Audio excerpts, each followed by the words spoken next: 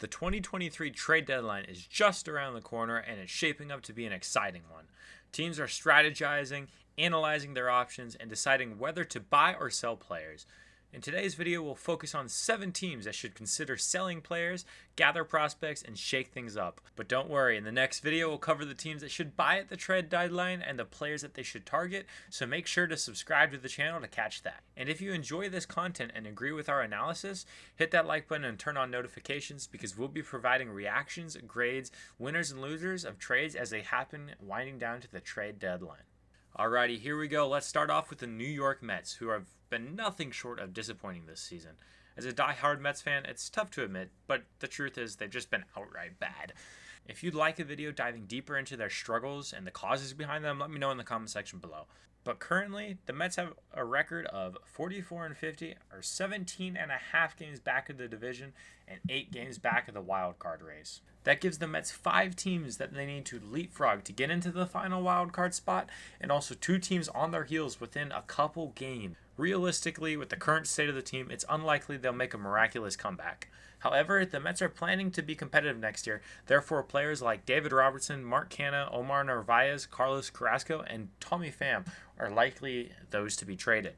There are a few others that could be shopped as well, such as Adam Ottavino, Brooks Raley, Jose Quintana, though unlikely, and then the big aces Max Scherzer and Justin Verlander. Next up, the Chicago White Sox. The season has been a disappointment for them as well. Despite having a talented roster, they haven't been able to perform up to expectations. It's clear that something needs to change. Players like Luis Robert, Lucas Giolito, Lance Lynn, Yasmani Grandal, Eloy Jimenez, Joe Kelly, Liam Hendricks, Tim Anderson, Kendall Graveman, Dylan Cease, Elvis Andrus, and basically their entire roster could be on the move. I have a feeling that a complete overhaul is in order for the White Sox. Now let's talk about the St. Louis Cardinals. They find themselves in a similar position to the Mets, an older team that has struggled in 2023 where they had higher aspirations entering the season. However, they've been hot lately, and if they manage to win out to the deadline, they still have a realistic shot because 9.5 games in a division that has Milwaukee, Cincinnati, and Chicago ahead of you isn't no Braves team. The Cardinals are likely to trade rental players to remain competitive next year and get a haul. This could include players like Paul DeJong, Jack Flaherty, Jordan Hicks, Jordan Montgomery, and possibly one of their outfielders, such as Tyler O'Neill or Dylan Carlson, to acquire controllable pieces from other teams since they have a logjam in the outfield.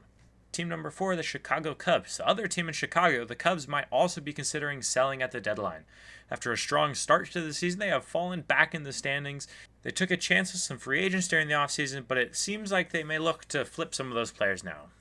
The Cubs have a record of 44-50, 7.5 games back of the division, 8 back of the wild card, and one of their biggest prizes on the market is starting pitcher Marcus Stroman. And Stroman's been garnering a lot of interest from numerous teams, and he's likely to opt out after the end of the season, so he could be on the move. Other potential trade candidates from the Cubs include Cody Bellinger, Trey Mancini, Yan Gomes, Tucker Barnhart, Kyle Hendricks, and Michael Fulmer. Now let's talk about the Pittsburgh Pirates. They started the season strong, even leading the division at one point, but they have since struggled and fallen back to last place. With a record of 42-54 and the number 1 overall pick, Paul Skeens, primed to contribute next season, the Pirates could trade some rentals to acquire MLB-ready players and compete in the near future. Possible trade candidates from the Pirates roster include Rich Hill, Carlos Santana, Austin Hedges, G-Man Choi, Andrew McCutchen, Arlene Garcia, and even David Bednar's name has been thrown around in trade conversations. No surprises here, the Colorado Rockies are having a tough time. Their ownership and front office absolutely is abysmal. I'm sorry for you guys, Rockies fans. Being the worst team in the National League and a less promising immediate future, they have a few players that could escape this dumpster fire. All-Star Game MVP Elias Diaz value has never been higher, making him a prime candidate to be traded. Other players like Randall Grichuk, Pierce Johnson, CJ Cron, Charlie Blackmon, and Brad Hand could also find themselves free of the Rockies' mess. Now, the reason I mention the Rockies is because, in the offseason and the trade deadlines in the past, they have a tendency to not do anything. So I feel the need that we need to mention them. And if I was a betting man, they probably only trade one of these guys. And it'll probably be Randall Grichuk. Last on the list, we have the Detroit Tigers. They've been putting in effort, but it seems like there's still some work to be done to make the team competitive. With a record of 42-52 being 10 games back of the wild card and 6 games back of the weak AL Central, changes on the horizon. And I was probably one of the first people to believe in AJ Hinch and the Tigers, but man, was I wrong. Since they have nobody with basically committed cash for next year, players will probably be on the move. Eduardo Rodriguez is one of the biggest names expected to be traded, while finding a suitor for Javier Baez may be unlikely. The Tigers also have players like Michael Lorenzen, Jose Cisnero, and Chasen Shreve, who are all free agents at the end of the season. Although the list is smaller, Rodriguez is expected to make a move at the year's deadline and be one of the biggest returns out there. So those are the 7 teams that should sell at the trade deadline on July 31st. Of course, there are other teams that will likely sell at the trade deadline, such as the Royals, A's, and Nationals, but they are far from contention in their respective races. Now it's your turn. Let us know in the comment section below which teams you think will sell and which players will be on the move. Do you agree or disagree with our analysis? We'd love to hear your thoughts.